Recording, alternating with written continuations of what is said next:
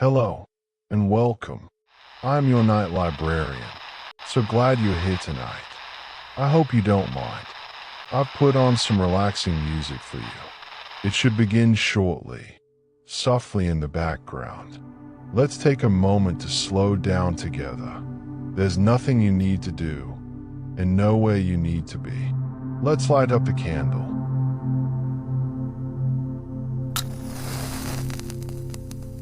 Just a small, warm glow, steady and comforting. Take a gentle breath in and let it go.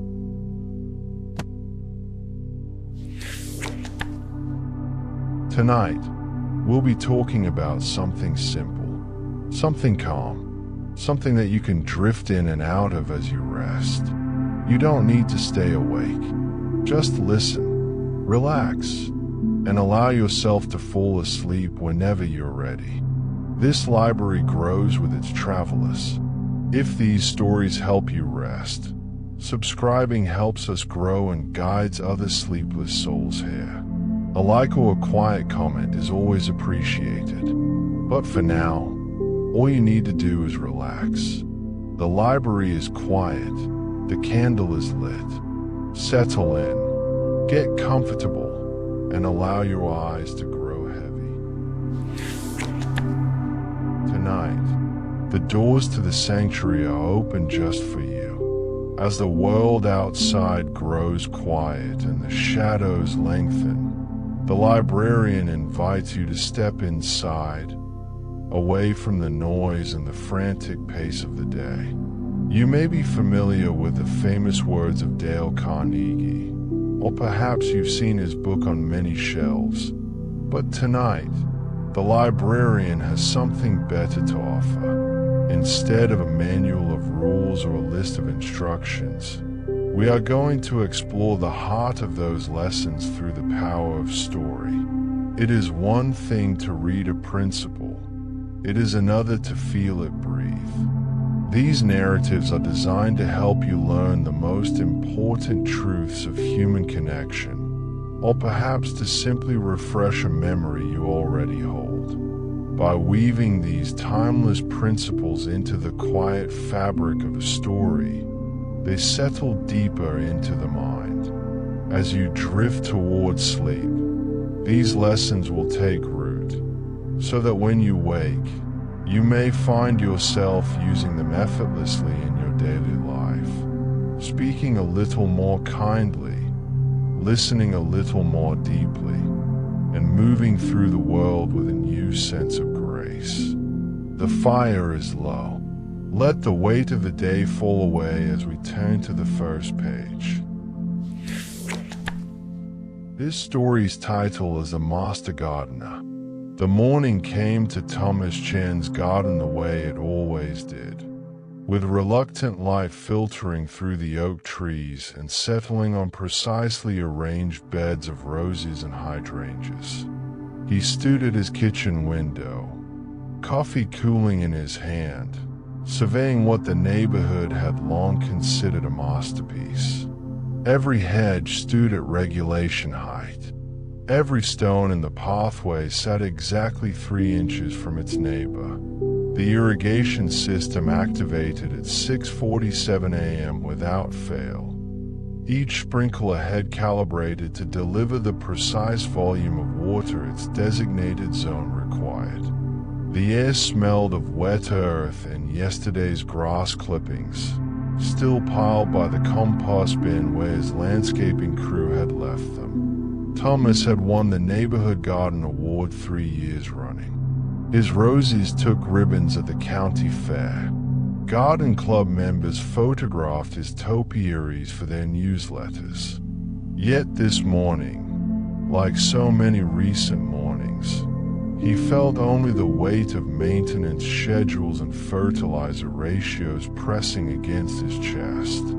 He walked outside, dress shoes crunching on the gravel path he'd imported from a quarry 2 states away.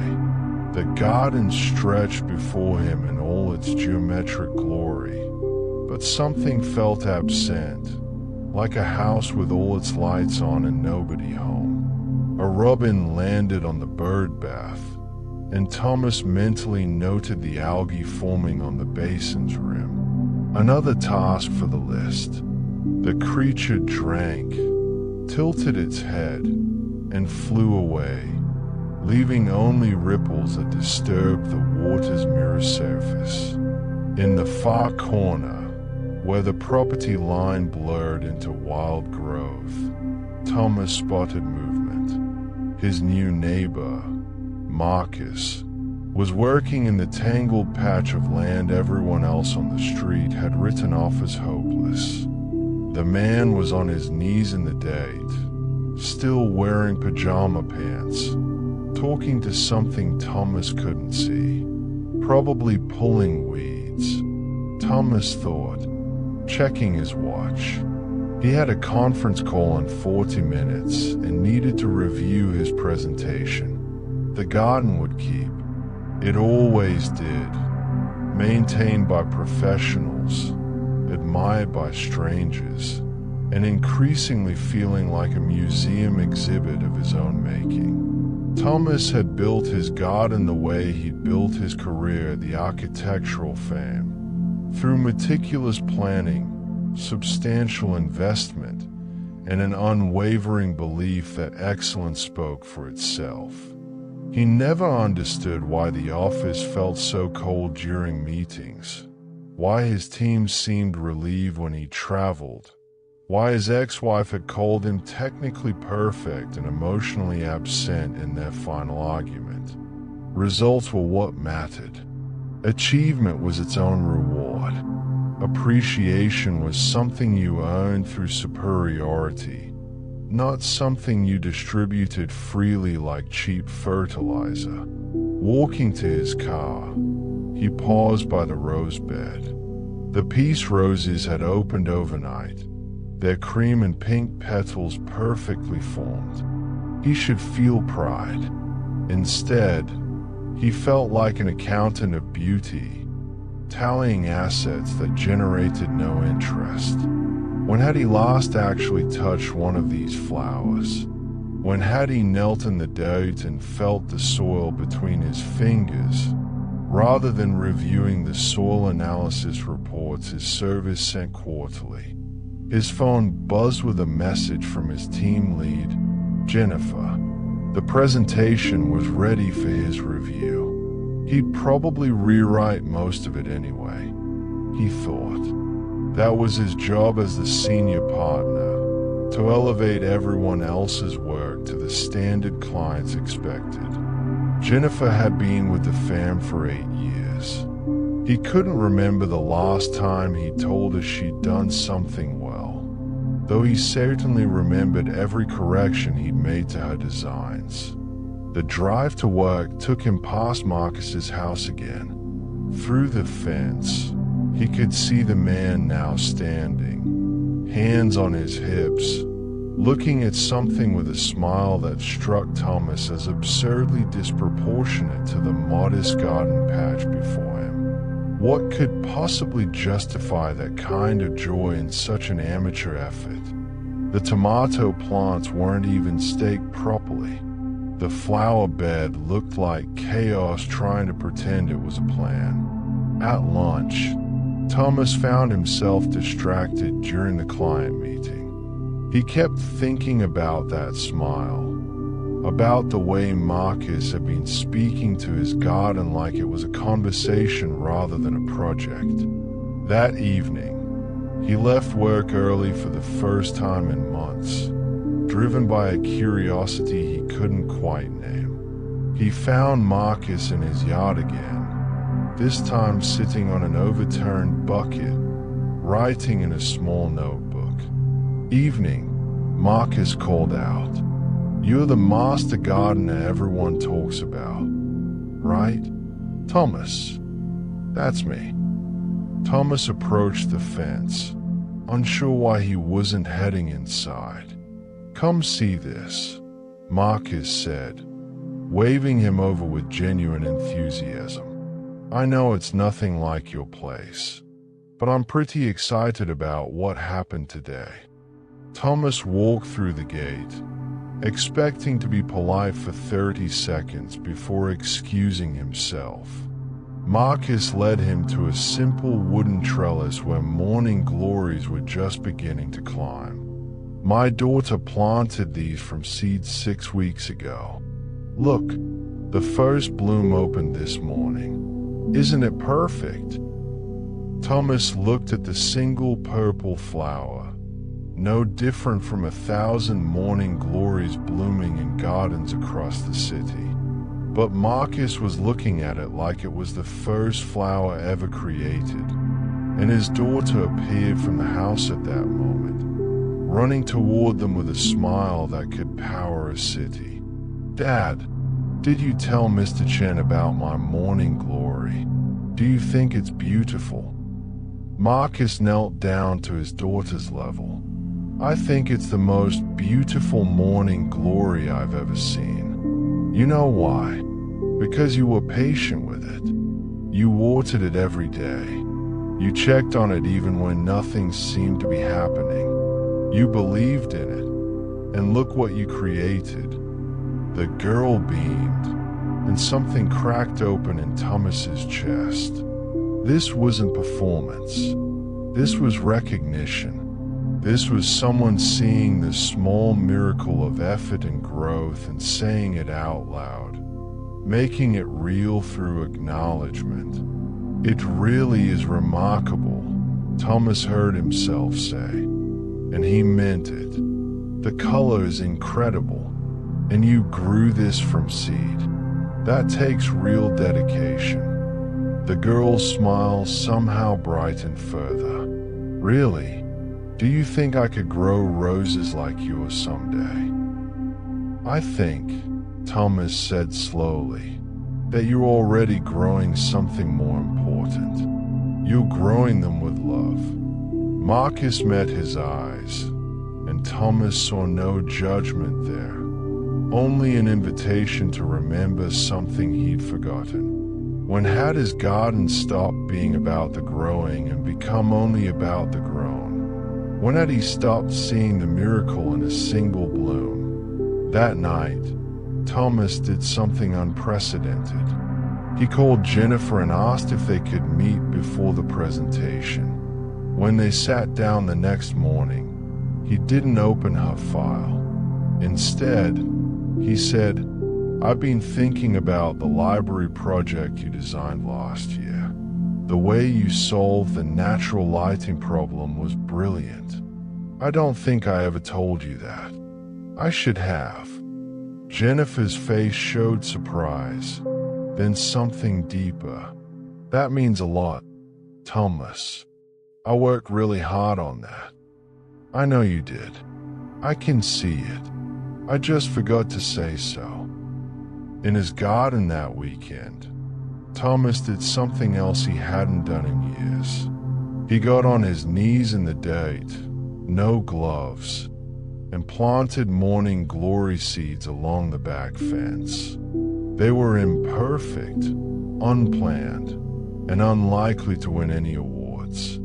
But as he pressed each seed into the earth, he made a promise to himself. He would notice when they sprouted. He would acknowledge each bloom. He would speak his appreciation out loud, the way Marcus did, the way he should have been doing all along. The garden was still beautiful, but now Thomas understood it needed more than maintenance. It needed witness. It needed his honest recognition of the small miracles happening every day. And perhaps, he thought, standing and brushing dirt from his knees, so did everything else in his life. The master gardener was finally learning to see.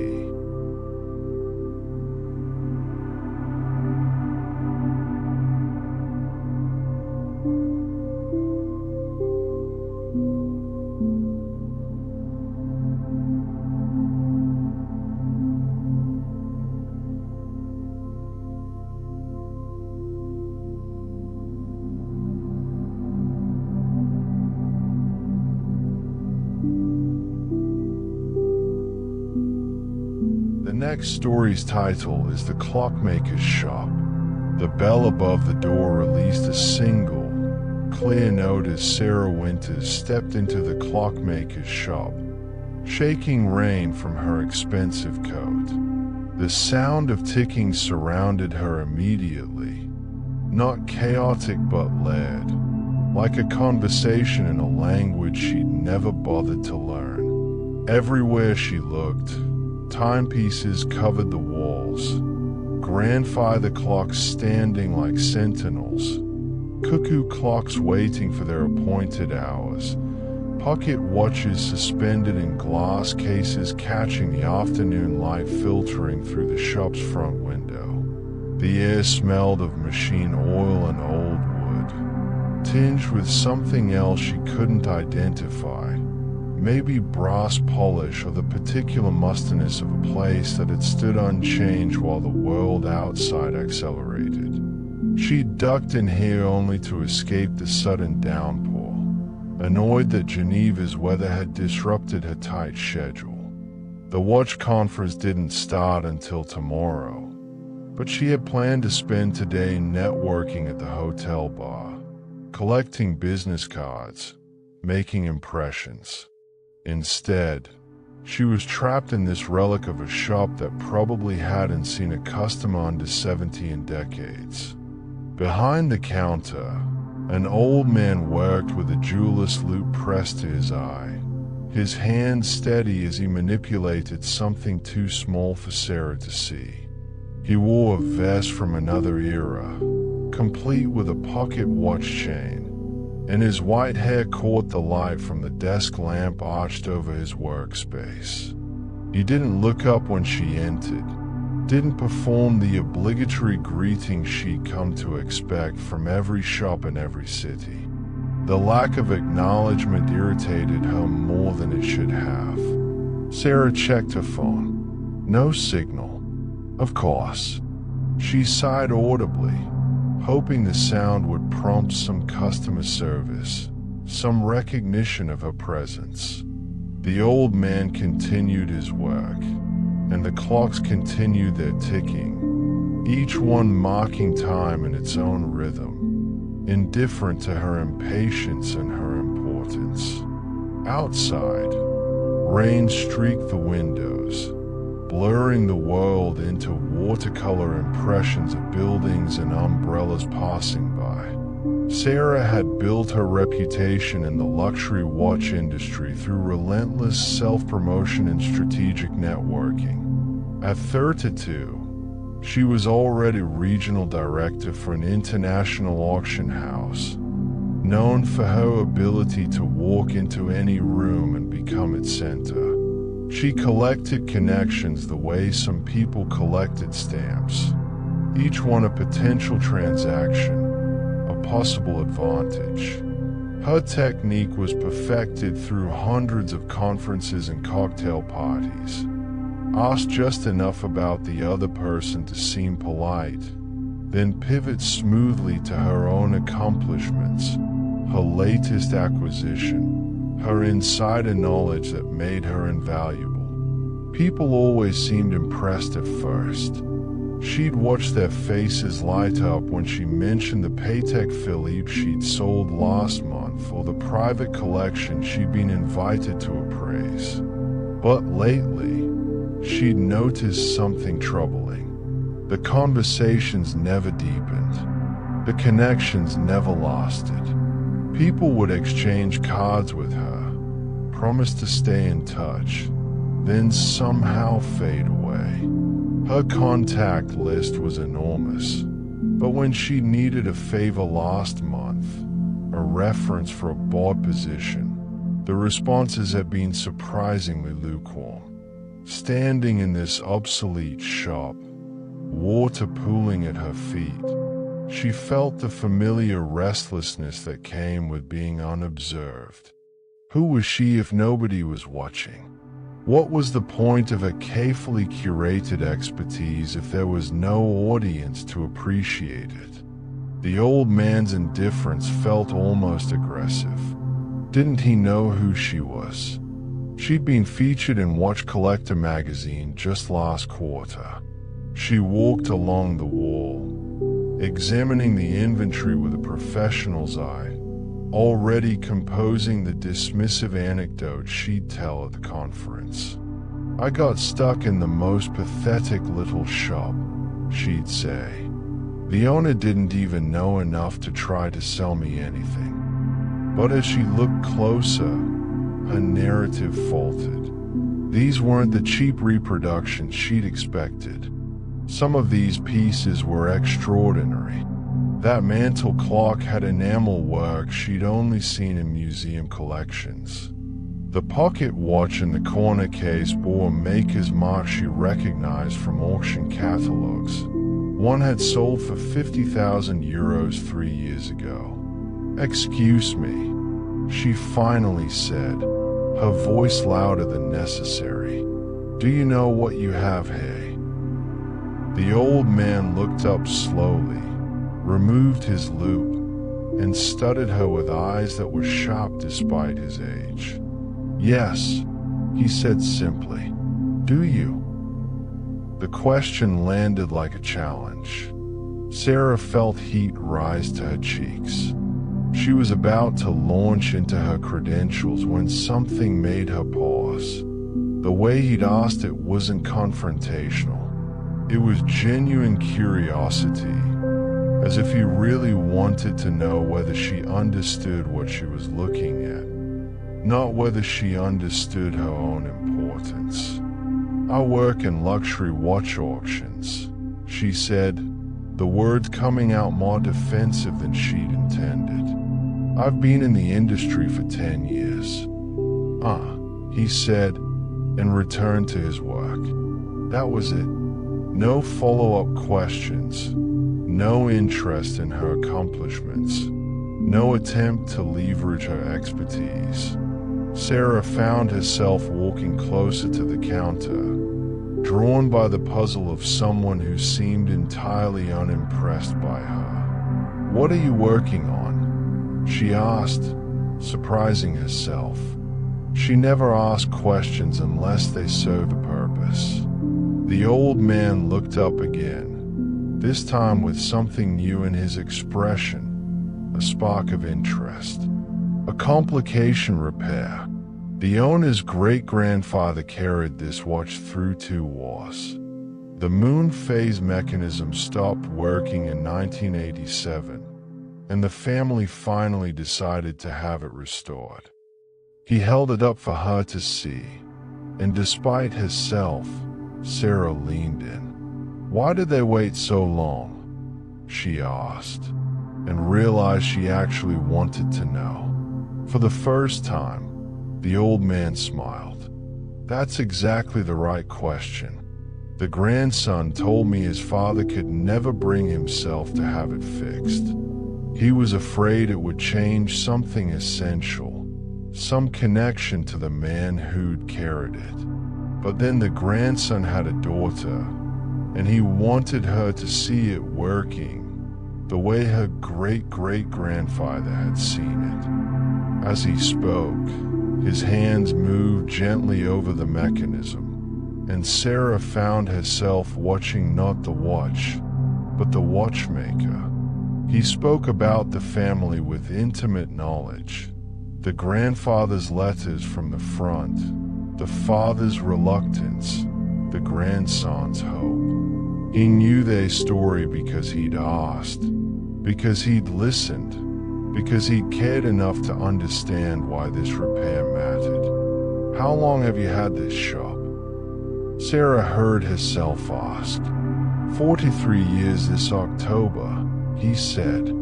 "My father had it 40 years before that." "That's remarkable. What made you stay when everything moved online?" And then he did something that changed everything. He set down his tools, gave her his complete attention, and said, "That's a thoughtful question. Would you like some tea while I answer it?" Sarah stayed for 3 hours.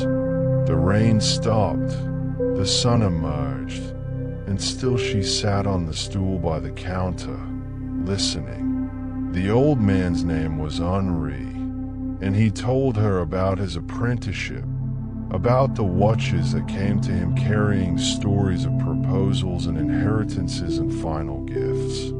He asked about her work, but differently than people usually did. He didn't ask what she'd accomplished. He asked what had drawn her to watches in the first place, what she loved about them beyond their value. No one had asked her that in years, maybe ever. She found herself telling him about her grandfather's Timex, the first watch she'd ever held, how the weight of it in her small hand had felt like holding time itself.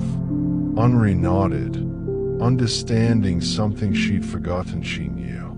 When she finally left, she had no business card from him, no transaction completed, no strategic advantage gained. But walking back to her hotel, she felt different, lighter, more real. She'd been seen, truly seen, by someone who'd asked nothing of her except that she share what mattered. At the conference the next day, Sarah found herself in conversation with a young dealer from Boston. Instead of steering toward her own credentials, she asked him how he'd started in the business. His face transformed as he spoke, and Sarah listened, really listened, to his story about inheriting his uncle's collection, about the first time he'd held a Vacheron Constantine, about the moment he'd known this would be his life. Later, he introduced her to 3 colleagues. One became a genuine friend. 2 became lasting business partners. But that wasn't why she kept asking questions. She kept asking because Henri had taught her something that her 10 years of networking never had. People don't remember you for being interesting. They remember you for being interested. And in the space that opens when you truly listen, something more valuable than any transaction appears. Connection, real and irreplaceable as time itself. She still visits Henri's shop when she's in Geneva, not to buy, but to listen. And in listening, she's finally learned to be found.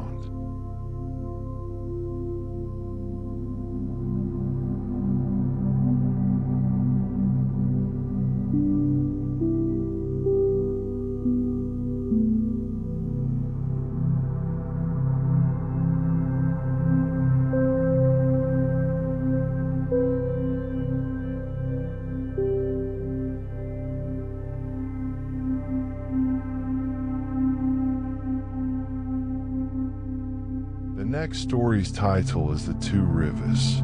Daniel Park stood at the window of the mountain lodge, watching 2 streams converge in the valley below. The morning light caught the water in silver threads, each stream descending from different peaks, meeting at a rocky junction where white foam marked their collision. He'd been standing here for 20 minutes, coffee forgotten in his hand, mesmerized by the way the waters fought and merged and separated again, carving channels around the ancient stones that had witnessed this same argument for centuries.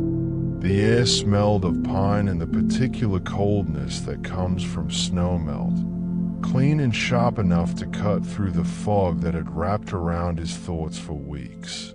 He'd come to this retreat center at his wife Emma's insistence, both of them desperate for something neither could name. Behind him, she slept in the cabin's bedroom, exhausted from last night's fight about something that had started with dinner plans and escalated into everything wrong with their 12-year marriage. The lodge's wooden floors creaked beneath his feet as he moved closer to the window, pressing his palm against the cold glass. Below, a boulder the size of a car sat in the junction where the streams met. The eastern stream hit it head-on, throwing spray and foam, pushing against the stone with relentless force. The western stream approached at an angle, seemed to pause at the obstacle, then curved gracefully around it, rejoining its sister current on the other side. Both streams continued down the mountain, but the eastern one was churned and clouded, full of sediment it had torn from the banks in its fury to prove its path correct. Daniel had been the eastern stream his entire life. Every disagreement was a battle to be won. Every difference of opinion a challenge to his intelligence, his competence, his worth. He could feel his jaw tighten even now, remembering how he'd torn apart Emma's suggestion about the dinner reservation, how he needed to be right about the timing, the restaurant, the logic of it all. He'd won the argument, technically. They'd gone to his choice of restaurant and eaten in silence, victory tasting like ashes in his mouth. His father had taught him to argue. Sunday dinners had been intellectual gladiatorial arenas where you defended every statement with evidence, where changing your mind meant weakness, where admitting someone else might be right was the same as admitting you were wrong. Daniel had carried that training into his career as a litigation attorney, where it served him well. In the courtroom, he was formidable. Opponents respected his ability to dismantle their arguments, to find the fatal flaw in their reasoning, to never concede a single point. But marriages weren't courtrooms, though he'd been treating his like one for over a decade. Every discussion became a debate. Every disagreement required a winner and a loser. Emma had started that way too, matching his energy. But somewhere around year 7, she'd begun to change. She stopped fighting back with the same force. She started saying things like, maybe we're both right, or it doesn't really matter. Worst of all, I don't want to fight about this. He'd interpreted her withdrawal as surrender, as victory. Only recently had he begun to suspect it was something else entirely. Maybe exhaustion, maybe wisdom, maybe the slow death of something he'd thought was indestructible. Last month, she'd said the words that had brought them to this retreat. I don't know if I can keep doing this. You win every argument, Daniel, but we're losing everything else. He'd wanted to argue with that too, to prove her wrong, to demonstrate with flawless logic why their marriage was fine, why she was overreacting, why his need to be right was actually a virtue, not a flaw. But something in her face had stopped him, a kind of tired resignation that looked like someone watching a flood approach, knowing there was nothing left to do but get to higher ground.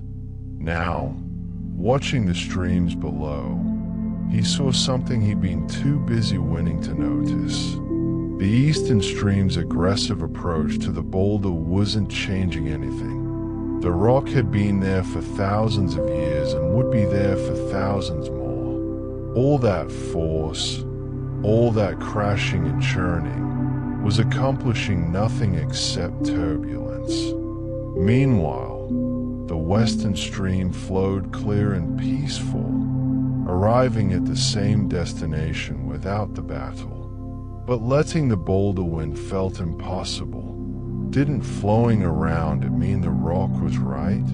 Didn't yielding mean losing? His entire identity was built on the foundation of being right, of winning arguments, of never backing down. If he stopped fighting, who would he be? The cabin door opened behind him, and Emma emerged in her robe, hair uncombed, eyes still heavy with sleep. They stood in silence, both looking at the streams below. Daniel felt the familiar tension rising in his chest, the anticipation of the next round, the need to revisit last night's argument and prove, once and for all, that his point had been valid. "The streams are beautiful," Emma said quietly. He opened his mouth to correct her. They were technically creeks, not streams, then closed it. Something in him recognized this as a test he'd been failing for years. He could be right, or he could be married. Increasingly, it seemed, he couldn't be both. "That boulder must have been there forever," Emma continued, pointing to the massive stone in the junction. "I wonder how many times the water has hit it, trying to move it." Daniel watched the eastern stream throw itself against the rock again and again, never learning, never adapting. He saw himself in that futile force, felt the exhaustion of 12 years of unnecessary battles settling into his bones. "The other stream goes around," he heard himself say. "Yes," Emma said, and something in her voice made him turn to look at her. She wasn't looking at the streams anymore.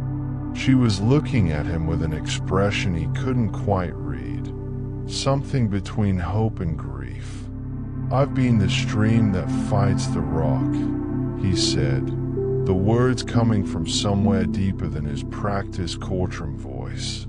"Every time, every argument, even when the rock doesn't matter, even when I could just go around."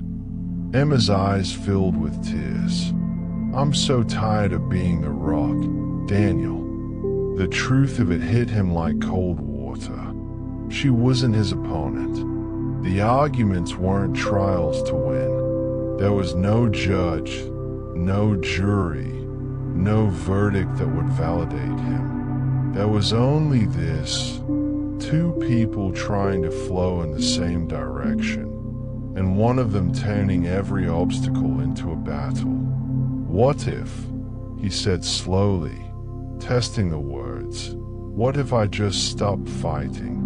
Not because I think I'm wrong, but because the fight itself is the problem." "That's all I've been asking for," she whispered. 4 years. They spend the rest of the morning walking along the stream's path, following the water down the mountain. At every boulder, every fallen log, every obstacle, Daniel watched how the current responded.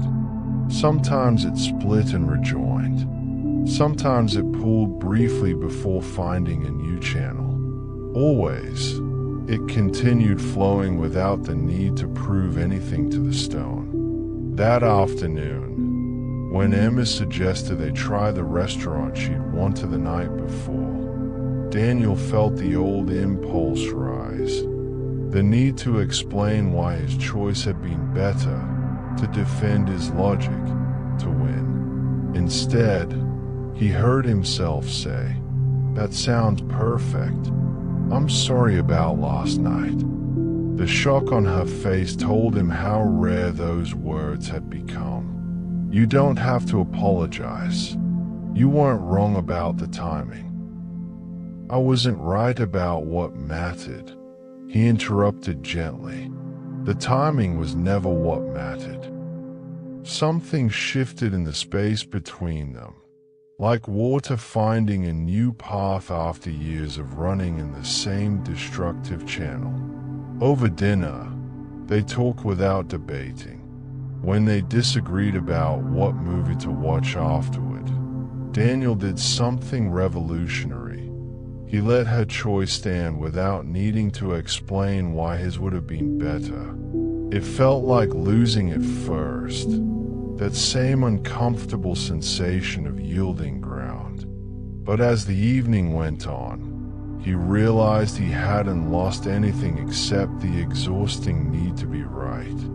What he gained was Emma's hand in his, her head on his shoulder during the movie, her laughter without the edge of defensive armor. Back at the lodge that night, they stood at the window again, watching moonlight turn the streams to ribbons of silver. Both waters were flowing peacefully now. The daylight turbulence settled, both finding their way around the eternal stones. "The boulder doesn't care who's right," Daniel said quietly. "No," Emma agreed. "It just sits there while the water decides whether to fight or flow." He pulled her closer, understanding finally that winning an argument meant losing something more valuable. The peace of flowing together, the grace of letting obstacles remain obstacles instead of making them into wars. The streams would reach the valley whether they fought the rocks or flowed around them, but only one would arrive clear and whole. In the morning, they would go home. There would be other disagreements, other chances to choose between being right and being together, but standing there in the mountain silence, watching water teach him what 12 years of marriage hadn't, Daniel finally understood what it meant to win by letting go of winning. The river always reaches the sea. The only question is whether it arrives in peace or in pieces.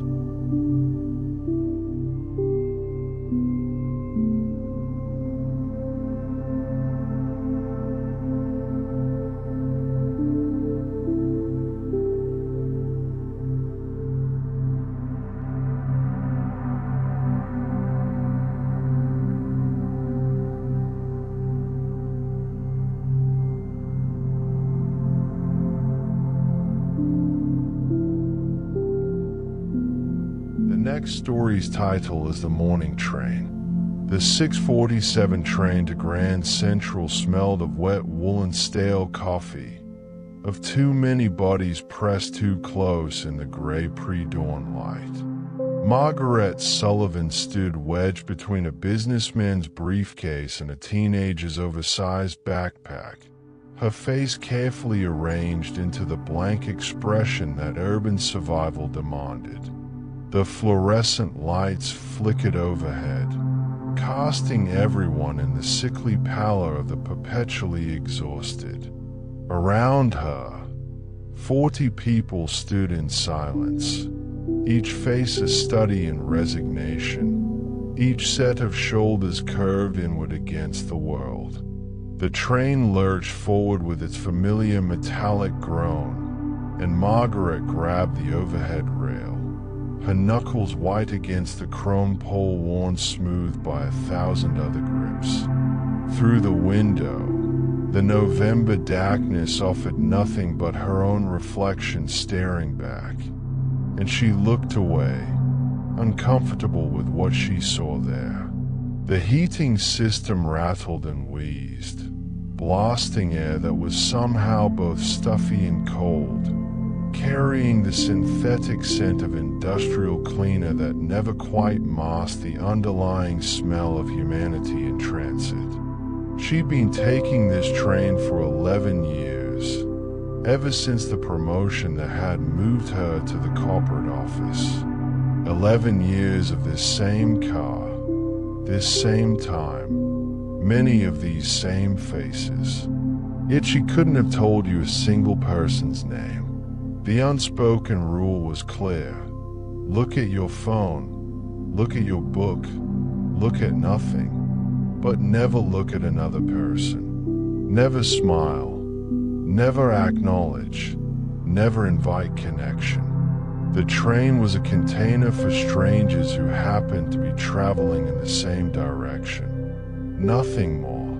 At the next stop, more people pressed in, and Margaret found herself face to face with an elderly man she'd seen 100 times before. His overcoat was threadbare at the elbows, his scarf wrapped tight against the cold. She'd never noticed his eyes before, had never looked long enough to see that they were blue, or that they held a kind of patient sadness. She looked away quickly, back to her phone, scrolling through emails that didn't need reading, just to have somewhere else to put her attention. Margaret had once been a smiler. Her college roommate used to tease her about it, called her Sunshine Sullivan because she smiled at strangers in elevators, at cashiers, at people passing on the street. But New York had beaten that out of her, or so she told herself. The city taught you to protect yourself, to save your warmth for people who deserved it, to understand that a smile could be taken as an invitation, a weakness, a foolish waste of energy in a place where everyone was fighting their own battle. The corporate world had reinforced the lesson. Senior analysts didn't smile in meetings. They projected competence, authority, the kind of serious focus that justified their salary. Margaret had learned to arrange her face into what she called a professional expression, which was really just a careful neutrality that gave nothing away. At performance reviews, no one ever commented on her warmth. They praised her analytical skills, her efficiency, her ability to stay focused under pressure. But lately, she'd started to feel like she was disappearing. Not just at work, where she was respected but never included in the after-hours drinks, never invited to join the lunch groups that formed organically in the break room, but everywhere. In her apartment building, where she'd lived for 6 years and couldn't name a single neighbor. At the coffee shop where she went every Saturday, where the barista still asked her name every single time despite the 100 of lattes he'd made her. Was it possible? She'd started to wonder, to protect yourself so successfully that you became invisible. To be so careful about not inviting connection that you ended up with none at all. The train pulled into another station, and a young mother struggled aboard with a stroller and a crying toddler. People shifted minimally, making just enough room, their faces showing the collective irritation of commuters whose already unpleasant journey had just gotten worse. The child's wails filled the car, and Margaret watched passengers turn up their music, press deeper into their phones, erect their invisible walls higher. The mother looked exhausted, her eyes red-rimmed, her hands shaking slightly as she tried to comfort the child while managing the stroller in the cramped space. Margaret felt a flash of recognition. That same bone-deep weariness she saw in her own mirror every morning. That sense of moving through a world that demanded everything and offered nothing back. For a moment, their eyes met. Margaret's instinct was to look away, to return to her phone, to maintain the protective barrier she'd built so carefully over 11 years. But something in the woman's expression, a kind of desperate hope for even the smallest acknowledgement, made her pause. What would it cost, really, to offer something different? What was she protecting by withholding even the simplest recognition of their shared humanity? The answer came to her with uncomfortable clarity. Nothing. She was protecting nothing. She was just practicing being alone, getting better at it every day, until someday she'd be perfect at it, completely isolated in a city of 8 million people. Margaret did something she hadn't done on the 647 in years. She smiled, not the tight, professional smile she used in meetings, not the polite grimace she gave when forced to interact with strangers. A real smile, warm and genuine, accompanied by a small nod that said, "I see you. I see how hard this is. You're doing fine." The change in the young mother's face was immediate and profound. Her shoulders dropped from their defensive hunch. Her eyes filled with tears of relief.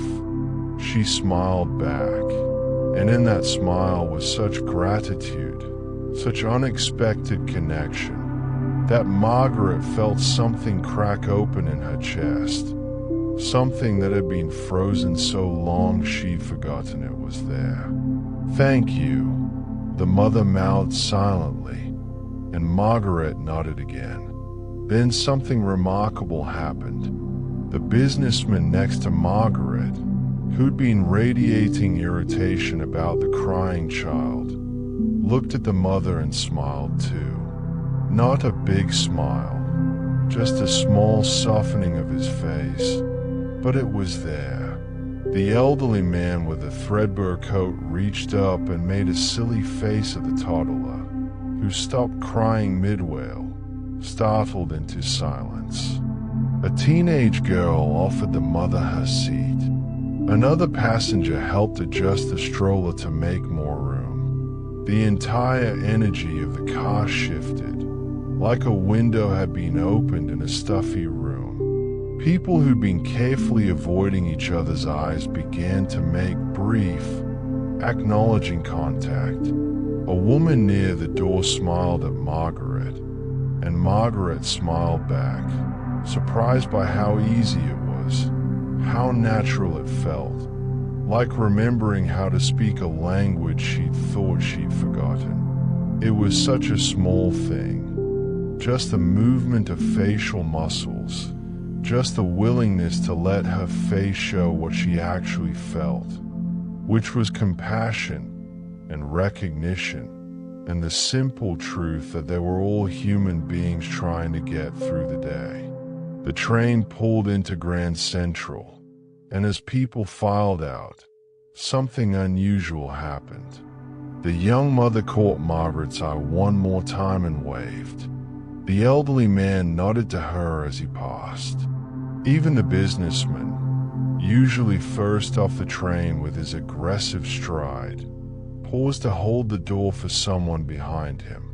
Margaret walked through the station in a daze, surrounded by the usual rush of commuters, but seeing them differently now. How many of these people were just like her, armored against connection, mistaking isolation for safety? How many were waiting for someone, anyone, to offer the simple gift of acknowledgement? At her office building, she smiled at the security guard she'd passed silently for 11 years. "Good morning, Thomas," she said, reading his name tag for the first time. His face transformed with surprise and pleasure. "Good morning, Miss Sullivan. You have a good day now." In the elevator, she smiled at 3 people she usually ignored. 2 smiled back immediately. The third looked startled, then suspicious, then, after a moment, smiled too, tentatively, as if testing whether it was allowed. At her desk, her colleague Ryan stopped by with a question about the quarterly report. Usually, Margaret answered with efficient brevity, her face serious, professional, closed. Today, she smiled as she explained the numbers, and watched as Ryan's whole posture relaxed, as his questions came more easily, as their professional exchange became something warmer, more human. "You seem different today," he said as he was leaving, in a good way. "I'm just trying something new," she said, and smiled again. That evening, Margaret took the 647 home, and when she boarded, the young mother from the morning was there again, this time without the toddler. Their eyes met, and they both smiled in recognition. The mother moved over slightly, making room, and Margaret stood beside her. "Rough morning," the mother said. "You handled it well," Margaret replied. They rode in companionable silence for a few stops. And then the mother said, "I take this train every day, and today was the first time in 6 months that anyone smiled at me. You changed my whole day. Thank you." Margaret felt tears prick her eyes. "You changed mine too." It seemed impossible that something so simple, just the willingness to let warmth show on her face, could matter so much. But riding home through the November darkness, surrounded by the same tired commuters, the same fluorescent lights, the same mechanical sounds, everything felt different. The train was still crowded, still uncomfortable, still filled with strangers. But they weren't quite so strange anymore. They weren't quite so alone. And neither was she. After 11 years of protecting herself by disappearing, Margaret had finally learned that the simplest expression of humanity, a smile, was both the easiest gift to give and the most powerful. It cost nothing, changed everything, and reminded everyone it touched that beneath the armor we all wear, we're still here, still hoping, still human.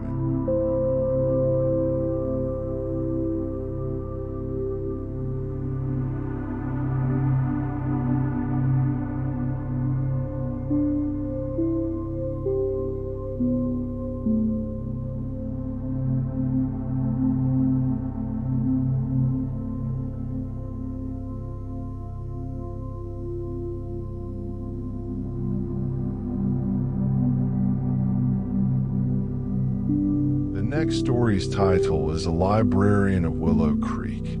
The Willow Creek Public Library smelled of old paper and lemon furniture polish, of dust motes dancing in the afternoon sunlight that streamed through tall windows overlooking the town square.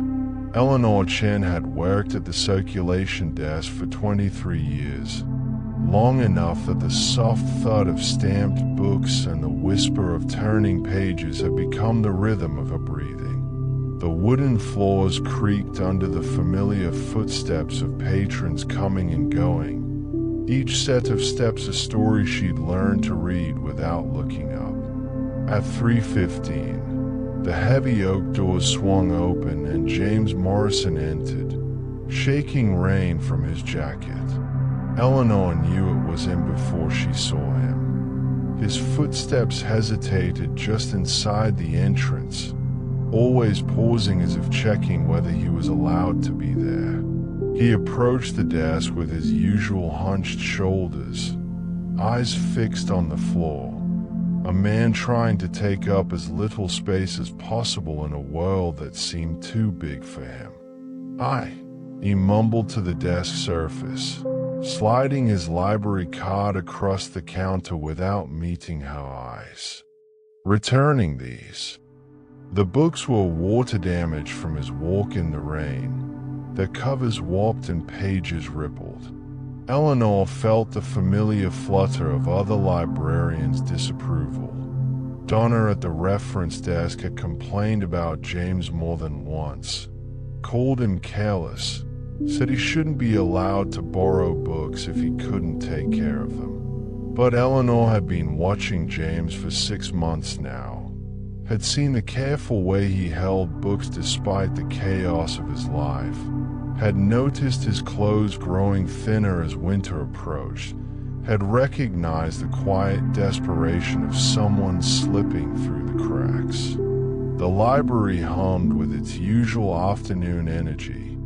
Teenagers clustered around computers, retirees reading newspapers, a mother reading to twin toddlers in the children's section. The coffee machine in the corner burbled and hissed, filling the air with the bittersweet smell of cheap institutional brew.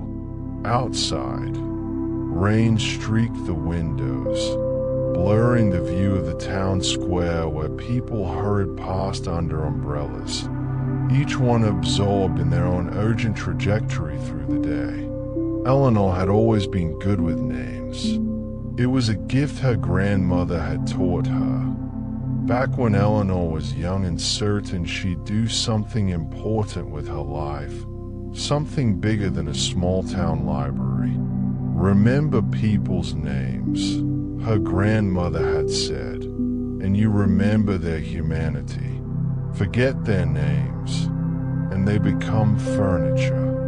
The library had taught her the truth of that wisdom. She'd watched patrons brighten when she greeted them by name, seen children stand taller when she remembered not just their names but their favorite subjects, their reading levels, which books they'd already devoured. Names were keys that unlocked something essential, that said, "You matter enough for me to hold you in my mind, to make space for you in the catalog of people I care about." But the world seemed to be moving away from names. The new automated checkout system that the library board wanted to install would eliminate the need for human interaction entirely. People could scan their own books, pay their own fines, never have to speak to another person. Efficiency, the board president had said at the last meeting. Progress, as if human connection was something to be streamlined away. Eleanor had learned all the regulars' names within weeks of starting at the library, but James had been harder. He'd come in for months before she discovered it. Not from him, but from an overdue notice with his name printed in stark black letters. James Morrison, age 32, according to the system. No fixed address listed, just a P.O. box. He checked out books on auto mechanics, wilderness survival, philosophy, an odd combination that told a story she could only guess at. She'd started saying his name then, casually, in greeting. "Good afternoon, James. Find everything you needed."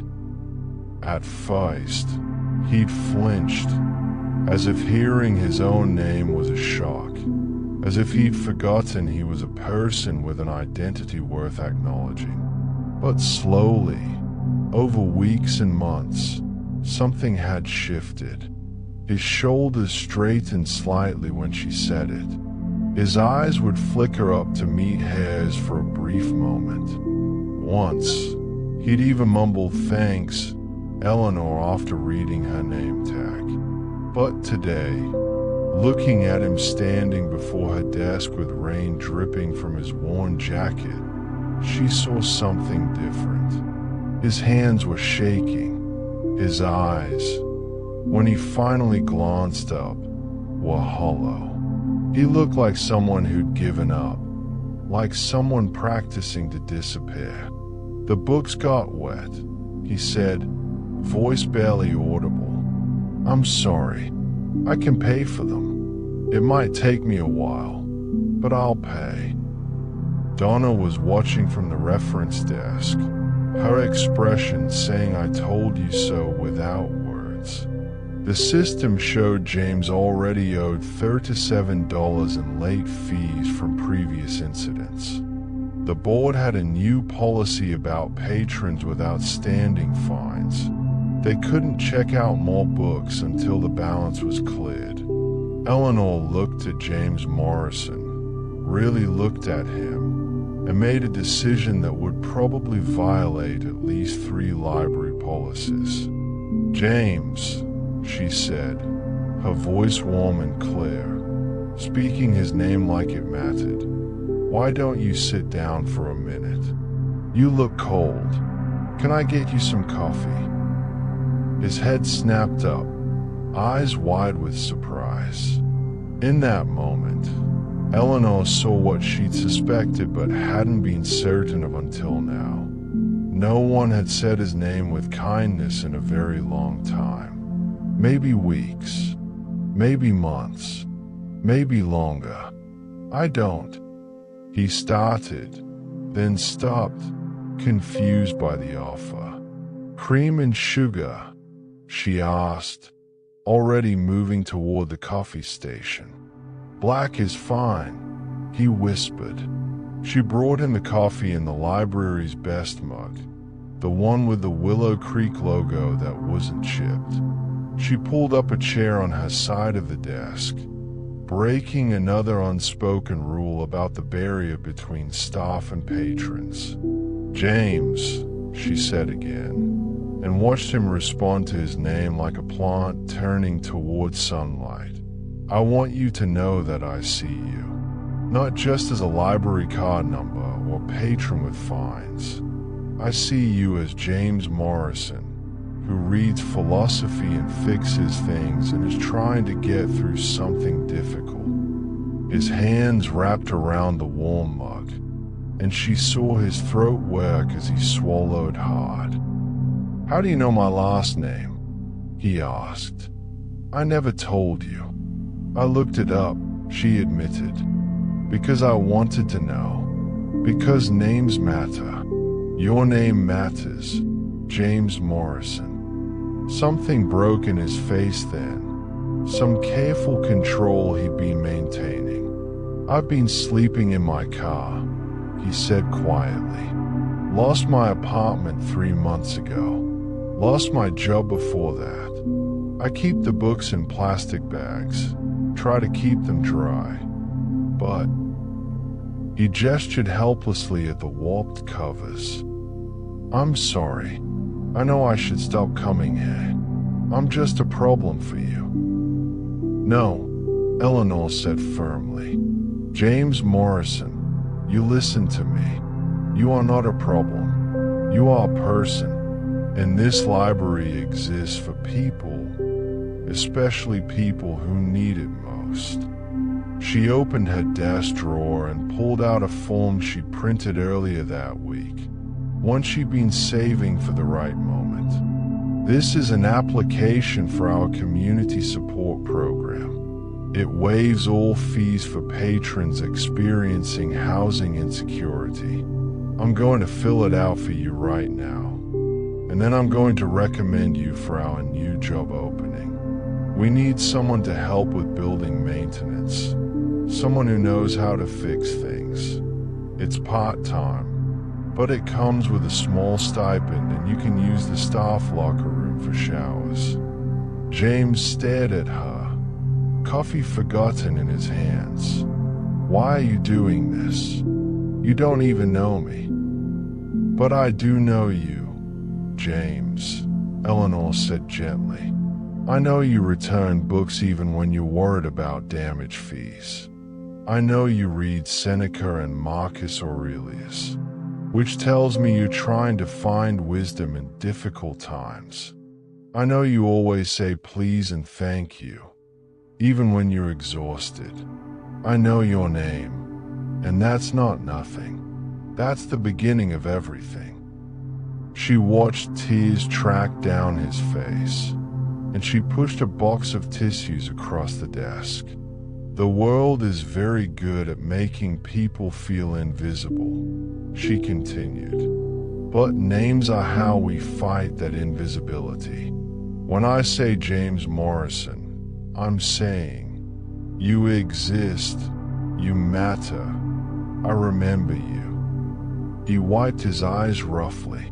I thought everyone had forgotten my name. At my old job, after the first month, everyone just called me "Hey, oh buddy." My family stopped calling after I lost the apartment.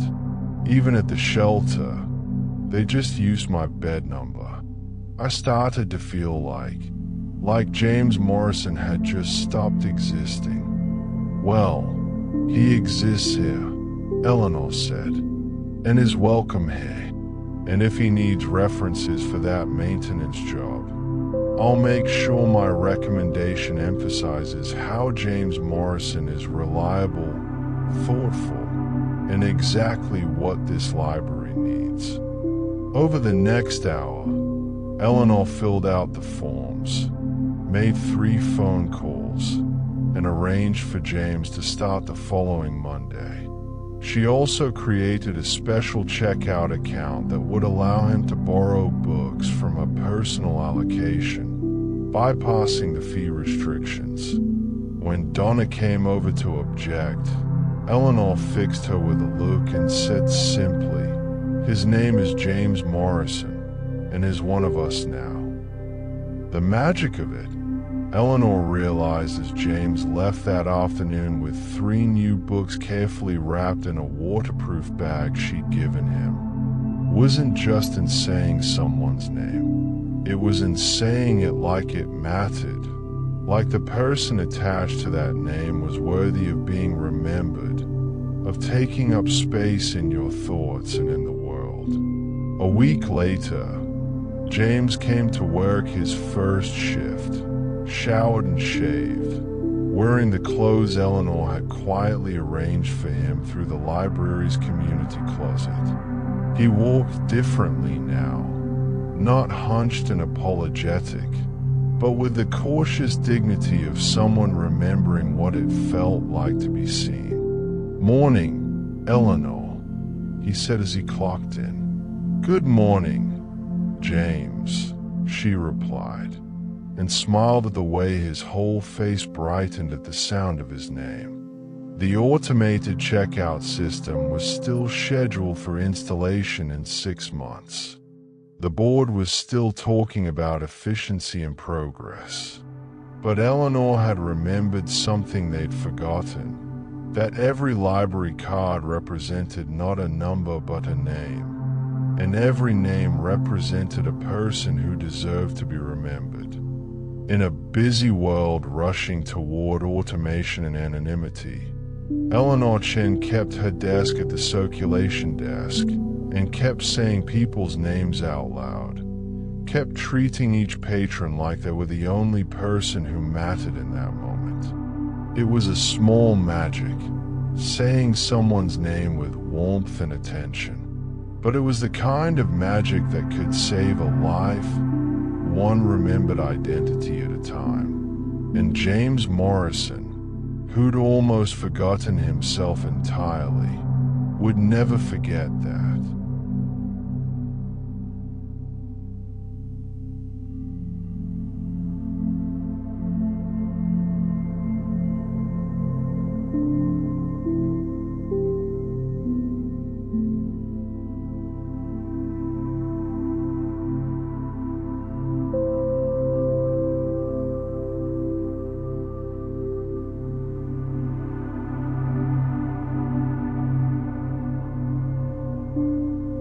Story's title is The Night Fire. The campfire crackled and hissed, throwing sparks into the Colorado darkness like tiny stars returning home. David Reeves sat on a weathered log, watching flames consume the pine branches he'd gathered an hour before, their resin popping with sharp reports that echoed across the empty canyon. The air smelled of wood smoke and sage, of the high desert cooling after a day that had baked the red rocks until they shimmered. Above, the Milky Way stretched across the sky in a river of light that made him feel simultaneously significant and impossibly small. He'd come to this remote campsite to escape the noise of his life, the constant demands of his advertising firm, the endless meetings where everyone talked and no one listened, the clients who wanted him to solve their problems but interrupted every solution he proposed. 3 days alone in the wilderness, that was the plan. 3 days of silence to remember what his own thoughts sounded like without the static of other people's voices drowning them out. But 20 minutes ago, footsteps had approached from the trail, and now a stranger sat across the fire from him. The man was older, maybe 70, with a weathered face that suggested a lifetime spent outdoors and eyes that reflected the firelight with an unsettling intensity. He'd asked permission to share the fire, His camp was a mile up the trail, but he'd seen David smoke and felt drawn to company. David had said yes out of politeness while internally cursing the intrusion, already composing the story he'd tell friends back home about the chatty old man who'd ruined his solitary retreat. The stranger introduced himself as Tom, then settled onto a rock with the ease of someone comfortable with silence. He pulled out a battered metal cup, filled it with water from a canteen, and set it near the fire's edge to heat. The only sounds were the fire's voice and the wind moving through the canyon, carrying the distant call of an owl hunting in the darkness. David waited for the inevitable monologue, the life story that strangers always seem compelled to share with captive audiences. But Tom just sat, watching the flames, apparently content with quiet. David had never been comfortable with silence. In meetings, he filled pauses with ideas, often speaking over colleagues in his rush to contribute.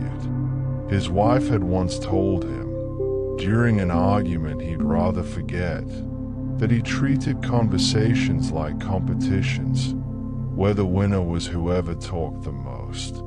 He dismissed it as unfair, but lately, alone in his thoughts without the armor of constant speech, he'd started to wonder if she'd been right. The truth was, David had stopped listening years ago. He'd learned to wait for his turn to talk while others spoke, using their words as mere intervals between his own contributions. He'd perfected the art of the knowing nod, the strategic ham that suggested attention while his mind raced ahead to what he'd say next.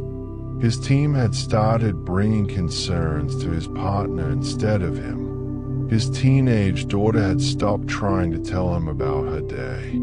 His marriage felt like two monologues happening in the same room, neither person actually hearing the other. But here was this stranger, saying nothing, and somehow the silence felt full rather than empty, weighted with possibility rather than awkward obligation.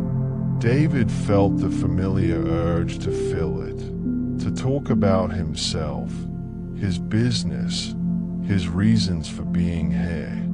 He opened his mouth twice to speak, then closed it, unsettled by the realization that he didn't know how to be with someone without performing. Tom reached for his cup, tested the water's temperature with a finger, and seemed satisfied. He produced a tea bag from his jacket pocket, dropped it in the cup, and continued his patient vigil with the fire. David watched the flames paint moving shadows across the old man's face, noticed the deep lines around his eyes, the way his hands bore scars from a lifetime of work. There was a story in that face, stories probably, but Tom seemed in no hurry to tell them. "Beautiful night," David finally said, unable to bear the silence any longer. Tom looked up, smiled slightly, and nodded. "It is. Been camping long. Just got here today, planning to stay through Thursday." David waited for the reciprocal information dump, the detailed itinerary of Tom's trip, but the old man just nodded again and returned his attention to the fire. The silence stretched. David's discomfort grew. He was supposed to be here alone, but now that he had company, the lack of conversation felt like a judgment on his inability to connect. He thought about his daughter, Emily, how she'd stopped trying to tell him about college applications after he'd interrupted her third sentence to give advice she hadn't asked for. He thought about his last team meeting, how he'd dominated the discussion while his lead designer sat silent, probably holding ideas she'd never share because she'd learned he didn't really want to hear them. "What brings you out here?" David asked, the question sounding more desperate than he'd intended. Tom took a sip of his tea, considered the question with surprising seriousness. "Same as you, probably. Needed some quiet. Been coming to this canyon for 40 years now. My wife and I used to camp here every fall." The past tense hung in the air. David felt the question forming. What happened to your wife? But something stopped him. Maybe it was the way Tom had spoken, matter-of-fact but with depths beneath. Maybe it was the sudden realization that questions could be invitations to pain as easily as connection. Instead, David said, 40 years. That's a long time. It is. Tom poked at the fire with a stick, sending fresh sparks spiraling upward. You learn a lot about a place when you come back to it year after year.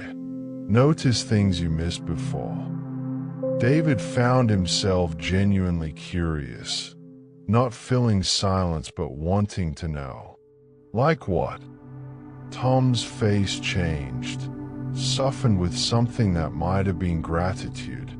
"Well, there's a family of foxes that dens about a quarter-mile up the trail.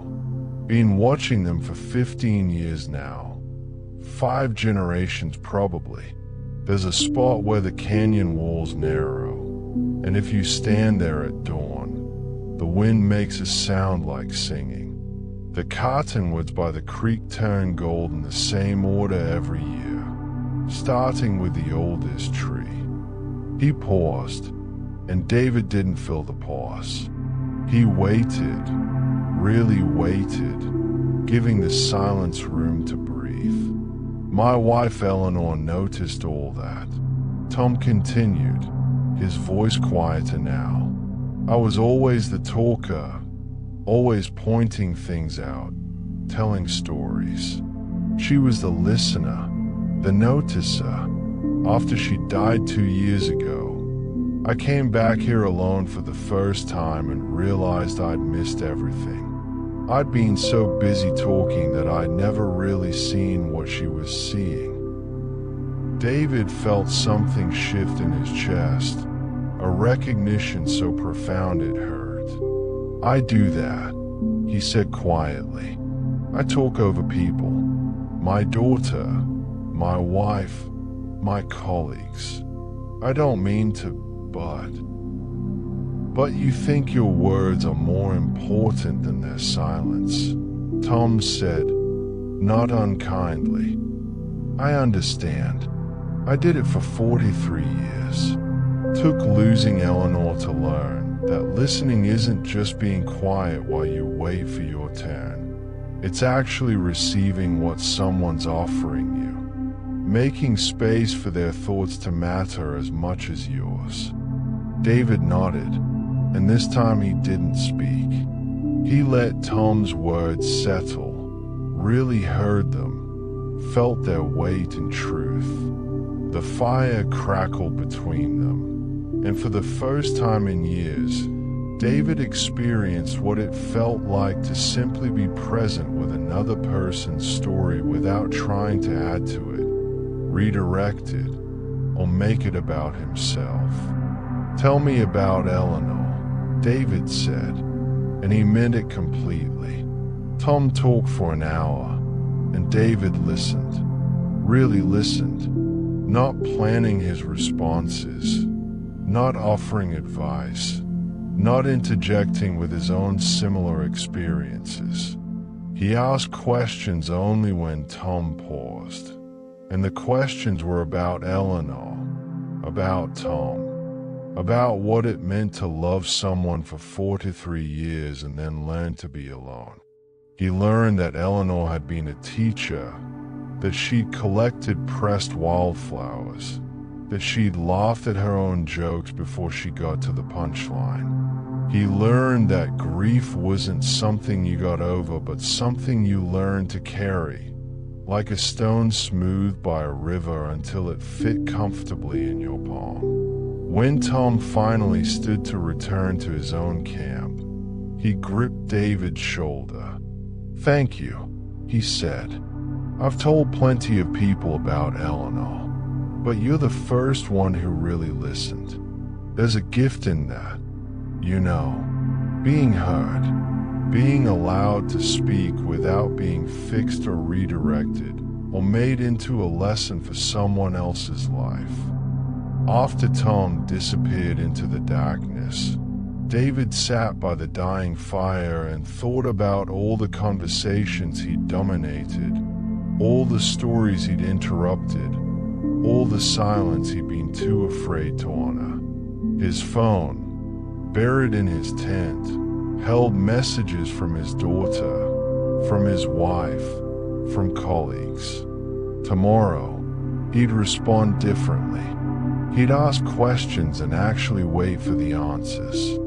He'd let pauses exist without rushing to fill them. He'd give people the gift Tom had wanted to give him all along. The simple, profound gift of being heard. The fire burned down to embers, and David let it die without adding more wood. He sat in the growing darkness, listening to the canyon's night sounds, wind in the pines, the creek's distant murmur, the owl's hunting cry. The noise of his life felt very far away, and in its absence, he could finally hear something he'd been missing. Not his own thoughts, but the space where other people's thoughts should be. The silence that waited to be filled with their stories instead of his.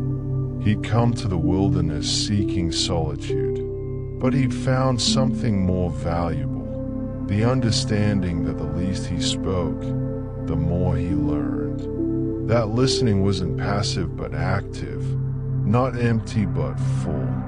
That the greatest gift you could give another person wasn't your advice or your comparable experience or your clever response, but simply this: your complete, undivided attention, your willingness to let their story matter more than your need to speak.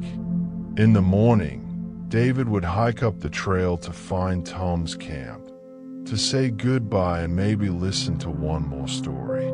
But tonight, he sat with what he'd learned, letting the lessons settle deep. The night fire had taught him what 42 years of talking had never revealed, that the space between words was where real connection lived, and the person who spoke the least often understood the most. And that's the end of today's stories. Good night, traveler of the wonders. The library is at rest now, and so are you.